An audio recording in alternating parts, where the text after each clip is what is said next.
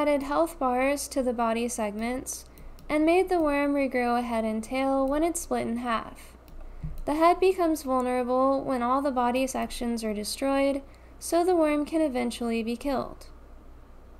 Add an instance of the bumper ship health bar to the body collision shape. Enable editable children to move the bar. Add a remote transform to the shape, and disable rotation and scale. It won't link directly to the progress bar, which is why I have the node 2D. The blank node breaks the rotation inheritance, so the bar stays horizontal as the body turns. I made the capped value custom resource in a previous video to handle health. It has a current and maximum values, with methods to modify both. It also throws a signal when the value is changed or reaches 0. In the worm segment base class, I add the health export resource. The connect health function connects the 0 health signal to died, initializes the health bar values, and hides it by default.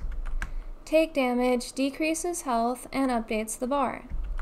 The died function cleans up the bone, polygon, and collision shape for now. Then, on the body collision shape, I set the health to 150.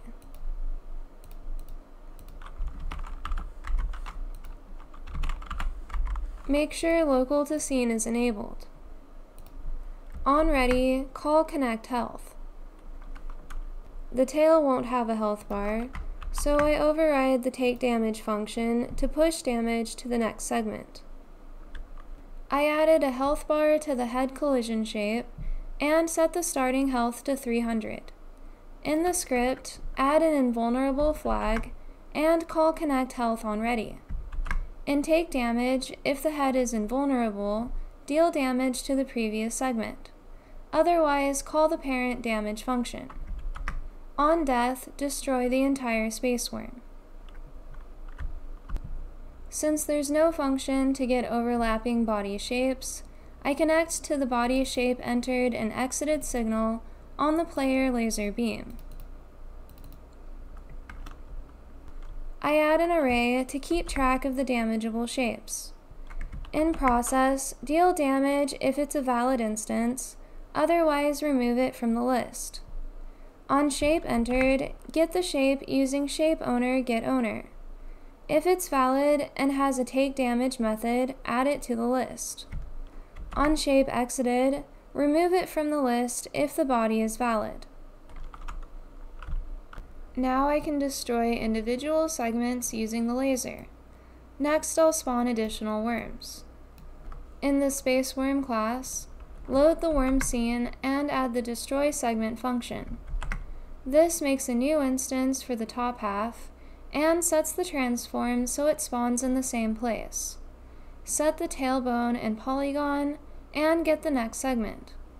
Remove the next bone from its parent, add it to the tailbone, and set the next segment on the tail shape. For each segment and polygon, remove it from the first worm and add it to the new one. Then add the top half to the main scene. Call update remote transform and set polygon X on the tail. Finally, make a new head segment, attach it to the original worm, and call update remote transform. In the worm segment base class, call destroy segment with self on death. Then, in the head shape class, set invulnerable to false if the previous segment is the tail. This way the worm can actually be destroyed. Now it spawns a bunch of worms when you break the segments. I'll try to get the animation and laser attack working again next time. Thank you for watching the Derp update, and have a great day.